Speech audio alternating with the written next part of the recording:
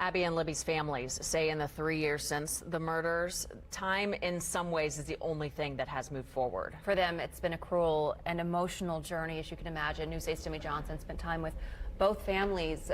Goodness, what a powerful story they have. Yeah, and in their words, there's just been a lot of push and pull. Libby's grandparents say for them it's having to choose which parts of their lives to miss out on in order to devote time to the case in Libby's memory. For Anna Williams, it's deciding which things she will do now without Abby. She had her life planned out. She had her whole life planned out. Libby German wrote those plans in a letter to herself in 6th grade. She describes her life's dreams. One of her greatest, to someday work for the FBI so she could solve crimes and help people.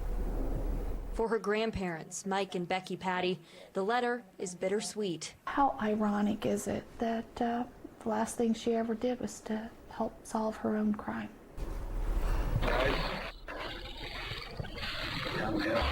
That was 3 years ago. The girls would be juniors in high school now. Next year, class of 2021, we'll have 2 empty chairs from our kids.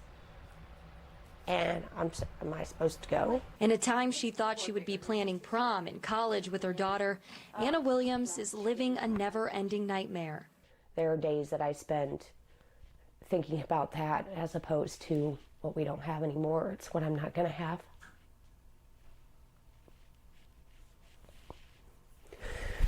It's not fair. It's not any of it fair. Both families face the same intense struggle, learning how to live in the now while still holding on to the past. We haven't thrown anything away that was Libby's. In fact, her room is pretty much the same as it was when she was here. I don't want to go through her room, and I don't want to put stuff away because that means moving on, and I don't want to move on.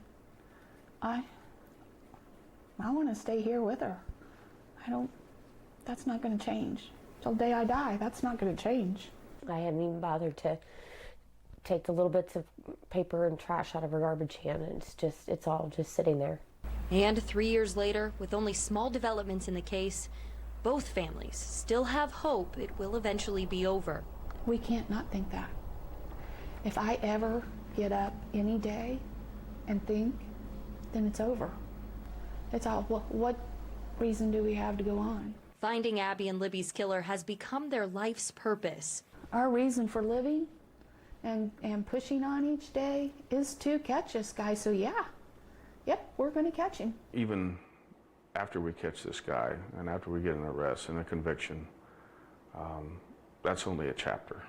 You know, it's not closure. There's not closure because she's still gone. It's not going to bring, Libby back.